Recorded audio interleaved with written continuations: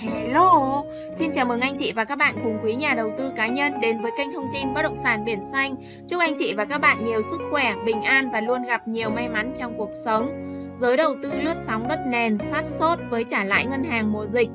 Kính thưa quý anh chị và các bạn, dịch bệnh khiến nguồn thu nhập ổn định của nhiều nhà đầu tư bất động sản bị ảnh hưởng, áp lực trả nợ gốc và lãi ngân hàng đè nặng lên đôi vai.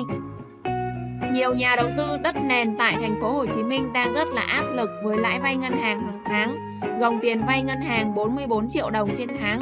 Anh Vũ Văn Linh, nhà đầu tư tại thành phố Thủ Đức, thành phố Hồ Chí Minh có 2 lô đất tại đảo Kim Cương, phường Trường Thạnh. Một lô đất diện tích hơn 65 m² có giá gần 3,2 tỷ đồng. Lô còn lại 77 m² giá hơn 4,2 tỷ đồng. Hơn 2 tháng qua, anh Linh chưa bán được vì thị trường bất động sản bất động. Tôi rao bán trên nhiều trang web và mạng xã hội nhưng chỉ có một số người gọi điện thăm dò, đa phần là môi giới, khách mua thật hầu như không có, anh nói.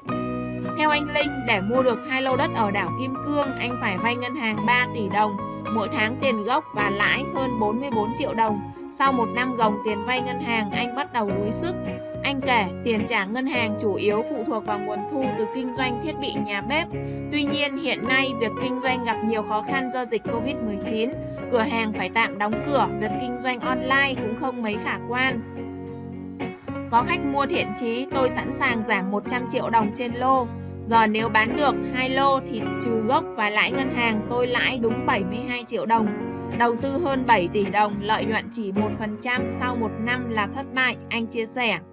Với tình hình dịch bệnh như hiện nay, anh Linh dự đoán có thể phải ôm hàng thêm một thời gian nữa. Khi đó lợi nhuận có thể bằng không, thậm chí lỗ vì phải gồng tiền ngân hàng.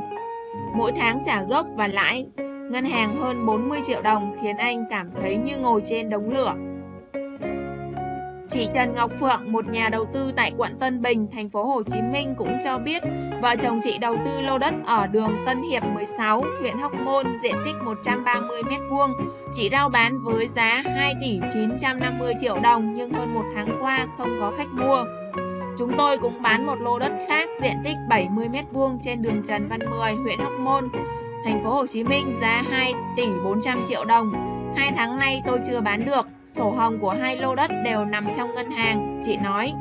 Gia đình chị đang vay ngân hàng 2,4 tỷ đồng, mỗi tháng đang gồng khoản tiền gốc và lãi 35 triệu đồng. Nguồn thu nhập chính để trả tiền ngân hàng đến từ cửa hàng bán tạp hóa và hải sản. Tuy nhiên, dịch bệnh đã khiến việc kinh doanh gặp nhiều khó khăn, tiền trả ngân hàng đang là áp lực lớn đối với gia đình chị. Chị Phượng mong sớm bán được 2 lô đất để thu hồi dòng tiền, thoát khỏi cảnh nợ nần ngân hàng. Giống như chị Phượng và anh Linh, hiện nhiều nhà đầu tư tại thành phố Hồ Chí Minh đang rơi vào cảnh tiến thoái lưỡng nan, chịu áp lực trả ngân hàng do nguồn thu nhập chính bị giảm sút do dịch bệnh. Làm sao để thoát khỏi kiệt quệ tài chính? Ông Phan Công Chánh, chuyên gia bất động sản tại thành phố Hồ Chí Minh cho biết, việc sử dụng vốn vay ngân hàng để đầu tư bất động sản là tình trạng khá phổ biến hiện nay. Theo ông Chánh, thống kê của Ngân hàng Nhà nước cho thấy tín dụng dành cho lĩnh vực bất động sản chiếm 19,6% tổng dư nợ tín dụng của nền kinh tế.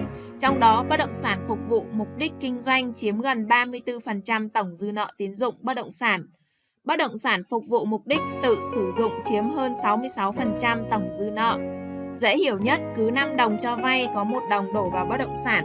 Trong 1 đồng đó, 2/3 dành cho việc sử dụng, 1/3 cho mục đích kinh doanh, ông Chánh nói.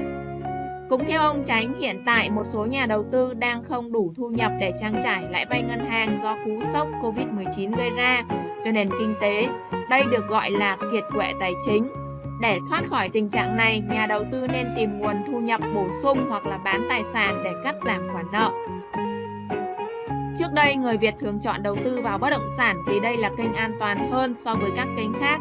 Thế nhưng trong thời gian tới, việc đầu tư vào bất động sản sẽ phải cân nhắc, bởi nhà đầu tư buộc phải tính toán đến các rủi ro hiện hữu và cân đối tài chính kỹ càng. Theo chuyên gia, nhận định từ nay đến cuối năm, những tác động của dịch Covid-19 vẫn sẽ ảnh hưởng tới thị trường bất động sản. Do đó sẽ có sự phát triển không đồng đều giữa các địa phương, các phân khúc bất động sản và dự án. Tình hình hiện nay, nếu sớm kiểm soát được dịch bệnh, các chương trình tiêm chủng phòng ngừa Covid-19 được triển khai một cách nhanh chóng thì nền kinh tế sớm trở lại trạng thái bình thường. Một khi dịch bệnh được kiểm soát, các địa phương như thành phố Hồ Chí Minh, Hà Nội, Đà Nẵng sẽ tiếp tục thu hút các nhà đầu tư đến từ nhiều tỉnh thành và quốc tế song song với nhà đầu tư địa phương. Những chuyên gia này cũng khuyên các nhà đầu tư cá nhân rằng khi có ý định đầu tư bất kỳ loại hình phân khúc bất động sản nào, cần nghiên cứu kỹ loại hình đầu tư, những tiềm năng phát triển của bất động sản đó trong tương lai. Việc thu nhập các thông tin chính xác, đáng tin cậy về việc hoạt động phát triển cơ sở hạ tầng và quy hoạch đã được công bố sẽ giúp nhà đầu tư không chạy theo đám đông với những thông tin chưa được kiểm chứng. Cảm ơn quý anh chị và các bạn đã theo dõi hết video. Hãy nhấn vào nút đăng ký kênh, bật chuông thông báo để xem nhiều thông tin hữu ích nhé. Xin thân ái chào tạm biệt và hẹn gặp lại quý anh chị và các bạn ở những video lần sau.